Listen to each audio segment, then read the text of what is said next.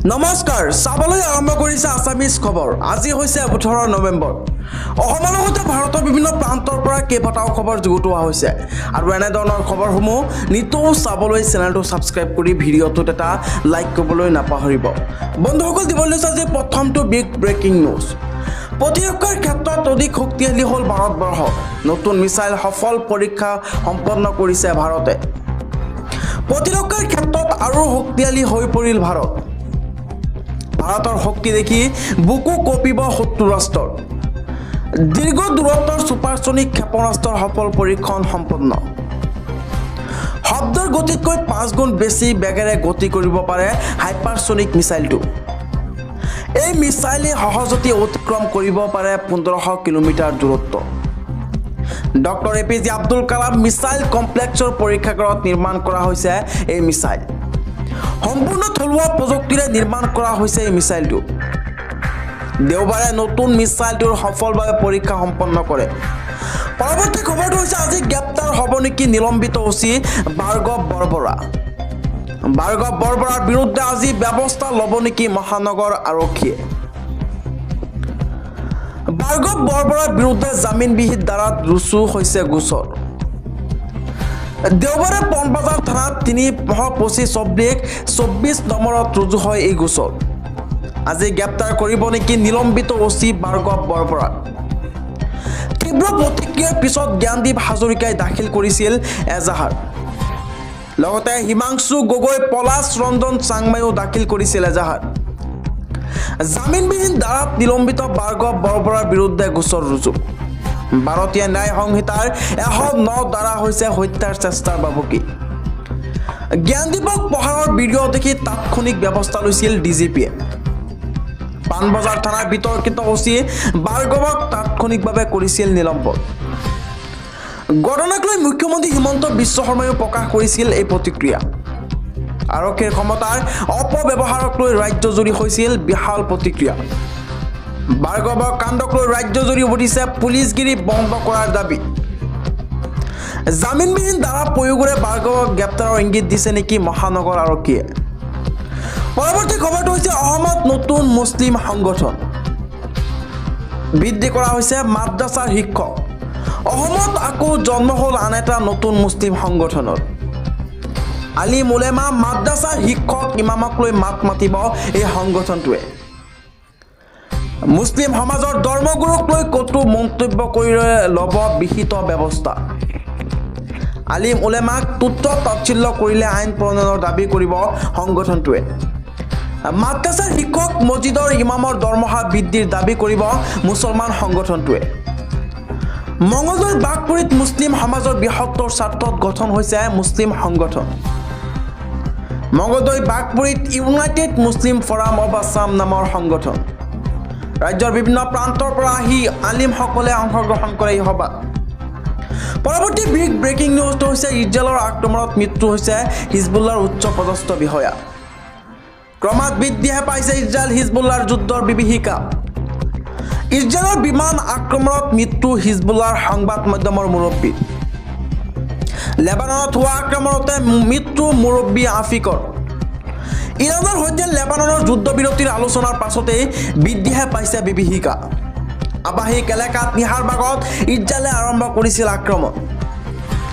উচ্চ পদস্থ বিষয়াৰ মৃত্যুৰ ঘটনাক গুৰুত্ব সহকাৰে লৈছিল হিজবুল্লাই। উচিত প্ৰত্যুত্তৰৰ বাবে সাজু হৈছে এইবাৰ হিজবুল্লাহ। ইজৰাইলৰ ওপৰত এইবাৰ ভয়ংকৰ আক্ৰমণ কৰাৰ সম্ভাৱনা আছে হিজবুল্লাৰ। পৰৱৰ্তী খবৰটো হৈছে আজি এই শেষ দিন।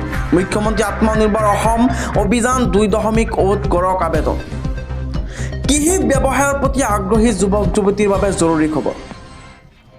চলি আছে মুখ্যমন্ত্ৰী আত্মনিৰ্ভৰ অসম অভিযান 2.8 আবেদন। 18 নৱেম্বৰ অৰ্থাৎ আজি এই আবেদনৰ শেষ দিন।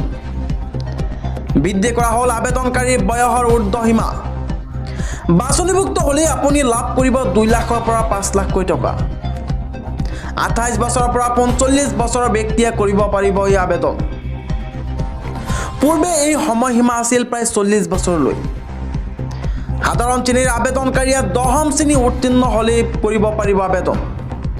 আনহাতে STৰ বাবে 10ম শ্ৰেণীলৈকে পঢ়া হ'ব লাগিব। ইয়াৰ বাবে আপুনি কৰিব লাগিব পঞ্জীয়ন।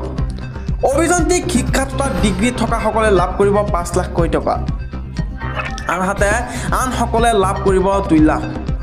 আবেদনৰ বাবে কি কি প্ৰয়োজন হ'ব চাওঁ আহক। শিক্ষাগত অৰ্হতাৰ প্ৰমাণপত্ৰ, বেংক পাছবুক, ড্ৰাইভিং লাইচেন্স, আধাৰ কাৰ্ড, পান কাৰ্ড আৰু ভোটাৰ কাৰ্ড। পৰ্টেলত গৈ আপুনি কৰিব পাৰিব এই আবেদন। আবেদনকাৰী অসমৰ স্থানীয় বাসিন্দা হোৱা নিশ্চিত। নিয়োগ বিনিয়োগ কেন্দ্ৰত পঞ্জীভূত হ'ব লাগিব আগ্ৰহী আবেদনকাৰী। নিজৰ সম্পূৰ্ণ নাম, মোবাইল নম্বৰ, ইমেইল আইডিৰে কৰিব লাগিব এই পঞ্জীয়ন। বেংক পাছবুক আপুনি ইয়াৰ সৈতে সংলগ্ন কৰিব লাগিব। পৰৱৰ্তী সময়ত বাছনিভুক্ত হ'লেই আপুনি লাভ কৰিব 2 লাখৰ পৰা 5 লাখকৈ টকা। পৰৱৰ্তী খবৰটো হৈছে সাৱধান, APDCLৰ গ্ৰাহকলৈ জৰুৰী খবৰ। ৰাজ্যৰ লাখ লাখ APDCLৰ গ্ৰাহকৰ বাবে অতি জৰুৰী খবৰ। নিশাৰ ভিতৰত বিদ্যুৎ কৰ্তন কৰা হ'ব বুলি বহু গ্ৰাহকলৈ আহিছে মেছেজ। আপোনাক বিদ্যুৎ বিল দিবলৈ অথবা ৰিচাৰ্জ কৰিবলৈ মেছেজ আহিছে নেকি? এনে ভুৱা মেছেজৰ বিৰুদ্ধে সতৰ্ক হওক আপুনি। কিন্তু কোনো গ্ৰাহকে ভুলতো নকৰিব এই কাম। APDCL কেতিয়াও গ্ৰাহকলৈ প্ৰেৰণ নকৰে মেছেজ। APDCL প্ৰদান কৰিছে এই স্পষ্টীকৰণ। যদিহে আপুনি এনে মেছেজ লাভ কৰে তেন্তে শীঘ্ৰেই যোগাযোগ কৰক। ইয়াৰ বাবে মুকলি কৰা হৈছে হেল্পলাইন নম্বৰ 1912। APDCLৰ আনুষ্ঠানিক মেছেজ প্ৰেৰণ কৰা হয়, ID হৈছে DAPDCL। বিদ্যুৎ কৰ্তনৰ মেছেজ আহিলে যোগাযোগ কৰক 1912ৰ সৈতে। পৰৱৰ্তী খবৰটো হৈছে লাচিত থানাৰ বিৰুদ্ধে ৰাজপথলৈ ওলাই আহিল ব্যৱসায়ী সন্ত্ৰাস। বীৰ লাচিত থানাৰ কৰ্মকাণ্ডত অতিষ্ঠ হৈছে এবাৰ ব্যৱসায়ী মহল। নাহৰকটীয়াত ব্যৱসায়ী সন্ত্ৰাসৰ তীব্ৰ প্ৰতিবাদ। লাচিত থানাই দীৰ্ঘদিনে দাবী ধমকি দি দণ্ড দাবী কৰাৰ গুৰুতৰ অভিযোগ। লাচিত থানাই দীৰ্ঘদিনে ধমকি দি দণ্ড দাবী কৰাৰ গুৰুতৰ অভিযোগ। লাচিত দিৱসৰ নামত ব্যৱসায়ীৰ পৰা 5 লাখৰ পৰা 50,000 টকাৰ দণ্ড দাবীৰ অভিযোগ। শতাধিক ব্যৱসায়ীয়ে লাচিত থানাৰ বিৰুদ্ধে কপালে নাহৰকটীয়া ৰাজপথ। পৰৱৰ্তী খবৰটো হৈছে লোহিত হুছেইনক ন্যায় দিয়ক। ন্যায় বিচাৰি ৰাজপথলৈ ওলাল আমছু। আমছুৰ নেতা লোহিত হুছেইনৰ দায়াৰ দাবীৰে আমছুৰ প্ৰতিবাদ। আমছুৱে কপালে দক্ষিণ কামৰূপৰ গৰৈমাৰী চক্ৰ বিষয়াৰ কাৰ্যালয়ত সন্মুখত 2 ঘণ্টীয়া ধৰ্মঘট। বহু বিদ্যালয়ৰ শিক্ষাৰ্থীক সহযোগ কৰে আমছু। ৰাজচক্ৰ বিষয়াৰ জৰিয়তে মুখ্যমন্ত্ৰী আৰক্ষী সঞ্চালক প্ৰধানলৈ স্মাৰক পত্ৰ প্ৰেৰণ। হত্যাকাৰী ৰকিবুল হক আৰু ৰকিবুলৰ ভাতৃ আব্দুল ৰেজাকক উচিত শাস্তিৰ দাবী।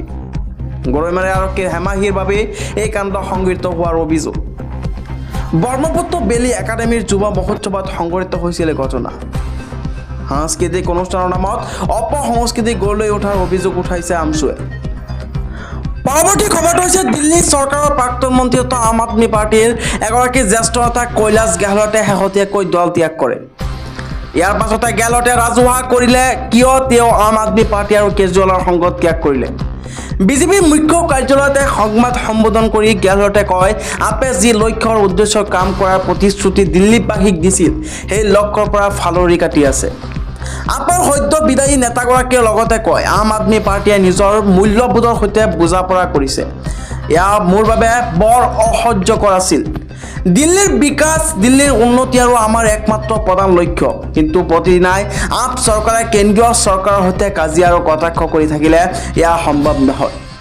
যি সময়ত কেন্দ্ৰৰ সৈতে মিলা প্ৰীতিৰে কাম কৰিব লাগিছিল সেই সময়ত আপৰ মন্ত্ৰী বিধায়কসকলে কেৱল মাত্ৰ কটাক্ষ সমালোচনা কৰিছে। আমাৰ লক্ষ্য আছিল আমি যেনেকৈ নহওক দিল্লীবাসীৰ জীৱন ধাৰণৰ মানদণ্ড উন্নত কৰিম, কিন্তু তাত আমি বিফল হ'লোঁ। শেহতীয়া কাৰ্যকলাপ দেখি মোৰ মনত বিশ্বাস আহিল যে বিজেপি চৰকাৰৰ সৈতে সহযোগিতাৰে আমি দিল্লীৰ উন্নতি আৰু বিকাশ সাধন কৰিব পাৰিম। সেয়ে আমি বিজেপিক যোগদান কৰাৰ সিদ্ধান্ত ল'লোঁ। উল্লেখযোগ্য যে প্ৰয়োজনতে দিল্লীত অহা বছৰত বিধানসভা নিৰ্বাচন। এই নিৰ্বাচনৰ পূৰ্বে আম আদমী পাৰ্টীক মুখ্যম আঘাত দি কৈলাশ গেহলটে বিজেপিক যোগদান কৰাটো লক্ষণীয় এক বিষয় হৈছে।